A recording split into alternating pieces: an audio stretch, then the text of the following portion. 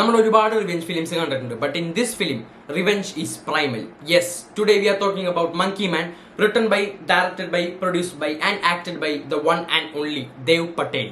ഇതൊരു Indian based Hollywood action ഫിലിമാണ്. ഇതിന്റെ സ്റ്റോറിയിലേക്ക് വരുമ്പോൾ വളരെയധികം സിമ്പിൾ ആയിട്ടുള്ള സ്റ്റോറിയാണ്. അതായത് ദേവ് പട്ടേലിന്റെ കിഡ് എന്ന് പറഞ്ഞിട്ടുള്ള ഒരു ക്യാരക്ടർ തന്റെ അമ്മേനെ കൊന്നിട്ടുള്ള പോലീസ് ഓഫീസറിനെതിരെ റിവെഞ്ച് എടുക്കാനായിട്ട് പോകുന്നു. ഈ ഒരു ലിമിറ്റഡ് സ്കോപ്പിൽ നിന്നുകൊണ്ട് തന്നെ സ്റ്റോറി വൈസ് ഒരുപാട് പൊളിറ്റിക്സും ഒരുപാട് ലേയേഴ്സും ഡാർക്ക് ആയിട്ടുള്ള തീംസും സോഷ്യൽ കോമന്ററിയും ഇൻക്ലൂഡ് ചെയ്ത് മറ്റുള്ള മോഡേൺ ആക്ഷൻ ഫിലിംസിന്റെ കോൾഡ് കാൽക്കുലേറ്റഡ് ആയിട്ടുള്ള പെർഫെക്ഷനിസ്റ്റ് ആക്ഷൻ സീൻസിനുപരി ഒരു സ്പെഷ്യൽ ടൈപ്പ് ഓഫ് ഇമോഷൻ ഓഡിയൻസിന് കൊടുക്കാനായിട്ട് ഒരു വളരെ റോ ആയിട്ടുള്ള ഗ്രിറ്റി ആയിട്ടുള്ള അൾട്രാ റിയലിസ്റ്റിക് ആയിട്ടുള്ള ബ്രൂട്ടൽ വയലൻസ് ഉള്ള ആക്ഷൻ സീൻസും അതുപോലെ തന്നെ വേ ഓഫ് എക്സിക്യൂഷനും ആണ് ഈ ഒരു പടത്തിലുള്ളത്. And this is what makes monkey man one of the great masterpieces of modern action film making. First thing I want to say about this film is Dev Patel. He really poured his heart into this performance. അതായത് അത്രയധികം ഡെഡിക്കേഷനോട് കൂടി തന്നെയാണ് അദ്ദേഹം ഈ ഒരു പടത്തെ approach ചെയ്തിരിക്കുന്നത്. Slum dog millionaire, lion അതുപോലത്തെ പടങ്ങളിൽ അദ്ദേഹത്തിന്റെ ആ ഒരു പെർഫോമൻസ് കാണിച്ചുകൊണ്ട് അദ്ദേഹത്തിന്റെ ആക്ഷനിലുള്ള ഒരു ലെവൽ ഓഫ് പെർഫോമൻസ് തനിക്ക് ലോകത്തോടും തന്റെ ഓഡിയൻസിനോടും പ്രൂവ് ചെയ്യാനായിട്ടാണ് അദ്ദേഹം ഈ ഒരു പ്രോജക്റ്റിനെ അപ്രോച്ച് ചെയ്തത്. ഇന്ത്യൻ കൾച്ചറിനെയും ഹിന്ദു മിത്തോളജിനെയൊക്കെ ബ്ലെൻഡ് ചെയ്തിട്ട് ഒരു സിമ്പിൾ ആൻഡ് സ്ട്രേറ്റ് ഫോർവേഡ് പ്ലോട്ടിനെ അത്രയധികം മാജിക് എന്ന് പറഞ്ഞിട്ടുള്ള ഒരു എപ്പിക് ഫിലിം ആക്കാനായിട്ട് ദേവ് പട്ടേലിന്റെ പങ്ക് വളരെയധികം സഹായിച്ചിട്ടുണ്ട്. What he did was A really impossible thing. കാരണം സ്ക്രീനിന്റെ ബാക്കിൽ നിന്ന് ഡയറക്ടറിന്റെ വിഷനോട് കൂടി ആ ഒരു പടം കാണുന്നതും അറ്റ് ദ സെയിം ടൈം ക്യാമറയുടെ ഫ്രണ്ടിൽ നിന്നിട്ട് അത് ഇനാക്ട് ചെയ്യാനും അത്രയധികം ഡിഫിക്കൽട്ടാണ്. But Dev Patel did it മാസ്റ്റർഫുള്ളി.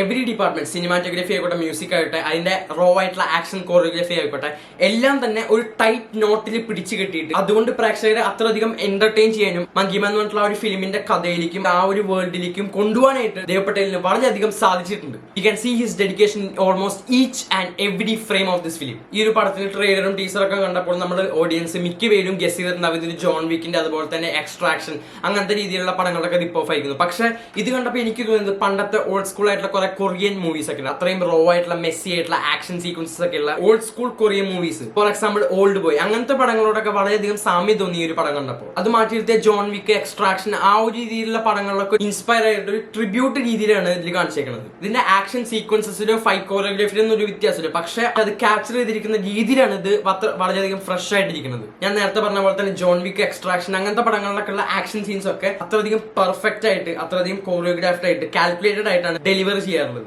എന്നാൽ ഇതിൽ ഭയങ്കരധികം ഷേക്ക് ചെയ്തിട്ടുള്ള ക്യാമറ ആംഗിൾസും വളരെയധികം ക്ലോസപ്പ് ഷോട്ട്സും അത്രയധികം ക്ലോസ്ട്രോഫോബിക് നേച്ചറും ആ ഒരു വേൾഡിലേക്കുള്ള ഒരു ഇമോഷനും അത്രയധികം ഇന്റൻസിഫൈ ചെയ്യാണ്.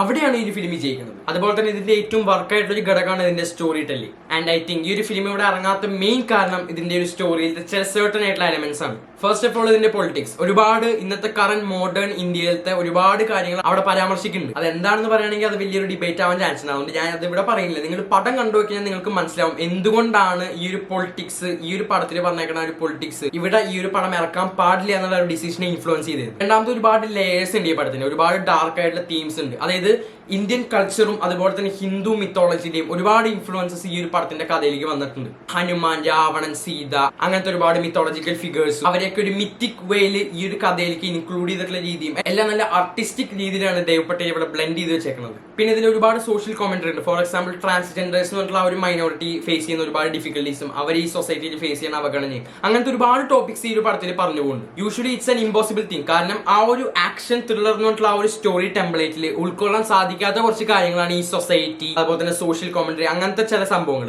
പക്ഷെ ഇതിൽ ആ ഒരു കഥയുടെ ആ ഒരു സ്കോപ്പിനെ ഒട്ടും തന്നെ ധിക്കരിക്കാതെ വളരെയധികം മിക്സ് ആയിട്ട് അത്രയധികം നാച്ചുറൽ ആയിട്ട് ഫ്ലോ ചെയ്ത് പോയിട്ടുണ്ട്. അവിടെയാണ് ഈ ഒരു ഫിലിമിന്റെ സ്ക്രിപ്റ്റിന്റെയും ആ ഒരു വേ ഓഫ് സ്റ്റോറി ടെല്ലിംഗിന്റെയും ബ്രില്യൻസ്. പറഞ്ഞു പോവാണെങ്കിൽ കുറെ പറഞ്ഞു പോകാനുള്ള ഒരു പടമാണ് monkey man. In short it's A really great watch. അതായത് നിങ്ങൾ ഒരു hard core action movie fans ആണെങ്കിൽ, നിങ്ങൾ പഴയ ഓൾഡ് സ്കൂൾ കൊറിയൻ മൂവീസിനെ അതുപോലെ തന്നെ റെയ്ഡ്, ജോൺ വിക്ക് അങ്ങനത്തെ കുറച്ച് ഗ്രിറ്റി ആയിട്ടുള്ള പടങ്ങളുടെ ഒക്കെ ഫാൻസ് ആണെങ്കിൽ നിങ്ങൾ തീർച്ചയായും ഈ ഒരു പടം കണ്ടിരിക്കേണ്ടത് തന്നെയാണ്.